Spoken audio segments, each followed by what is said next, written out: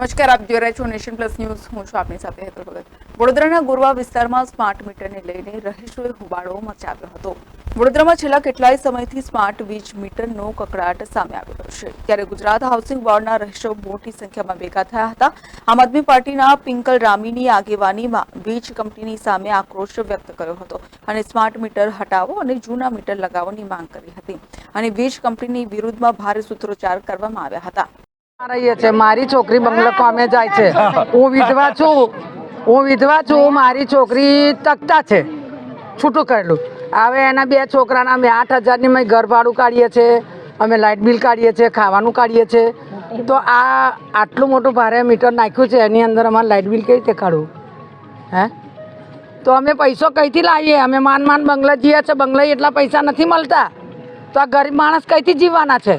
કે મારી નાખવાના ધંધા કર્યા છે કે જીવડાના ધંધા કર્યા? જ્યારે વોટ જોઈએ છે ત્યારે તો તમે ખુરશીમાં પોરા થઈને બેસી જાઓ છો. તારે એમ નથી કહેતા કે અમને વોટ ના આલશો, એક ઓછો હશે તો ચાલશે, એવું થોડા કહેવા આવે છે. હે એટલે આવી રીતના અમને તકલીફ બહુ પડે છે. રાત્રે લાઇટ જતી રહે, એક તો મારી તબિયત નહીં સારી, એક તો મારો પંખો જોઈએ. આ એક જ પંખો છે અમારા ઘરમાં. આ લાઇટ જાય એટલે ઘરમાં બહાર આખી રાત ઉજાગરા કરવાના. અમારે હોવાનું ના મળે, બેસવાનું ના મળે. ઉપરથી એટલી ગરમી, નીચેથી એટલી ગરમી. કઈ જાય માણસ? મરી જાય કે જીવે? તો લાઇટ માટે કેટલું હેરાન કરે છે આ લોકો. એટલે આ મીટર અમારે છે ને જોઈએ નહીં.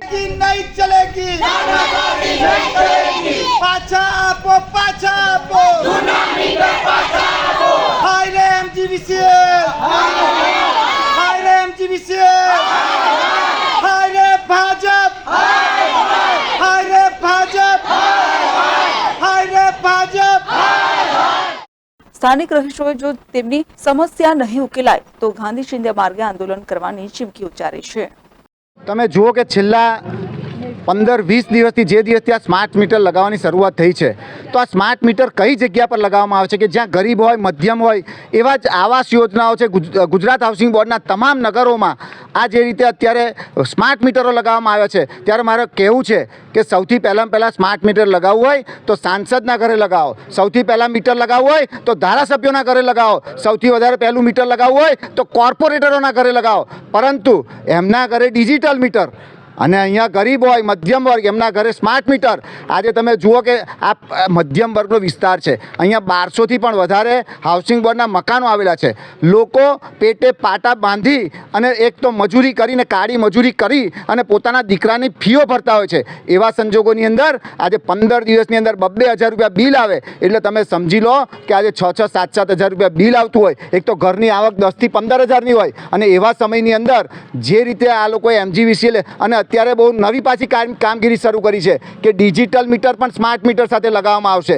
તો ભાઈ, સ્માર્ટ મીટર જો તમારે લગાવવાની જરૂર હોય અને ડિજિટલ મીટરની વેલિડિટી 15 વર્ષની છે, તો આ 15 વર્ષની વેલિડિટી છે તો પછી શાના માટે જો તમે એવું કહેતા હોય કે બંને મીટર એક સરખા ચાલે છે, તો જો આની 15 વર્ષની ડિજિટલ મીટરની વોરંટી ગેરંટી છે, તો અમારી માંગ છે કે અમને જૂના મીટર પાછા આપો. જો પાછા નહીં આપવામાં આવે તો અહીંના હાઉસિંગ બોર્ડના તમામ 1200 મકાનના રહીશો આગામી દિવસે ગાંધી ચિંધ્યા માર્ગે આંદોલન પણ કરશે.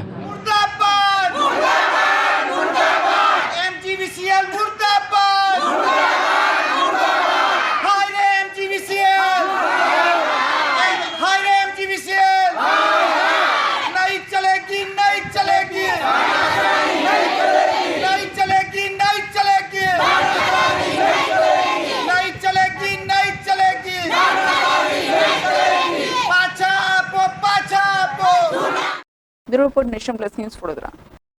સમાચારોના સતત અપડેટ મેળવવા માટે અમારી નેશન પ્લસ ન્યૂઝની યુટ્યુબ ચેનલને સબસ્ક્રાઇબ કરો, બેલ આઇકન દબાવો અને જોડાયેલા રહો ફેસબુક, ઇન્સ્ટાગ્રામ અને ટ્વિટર પર.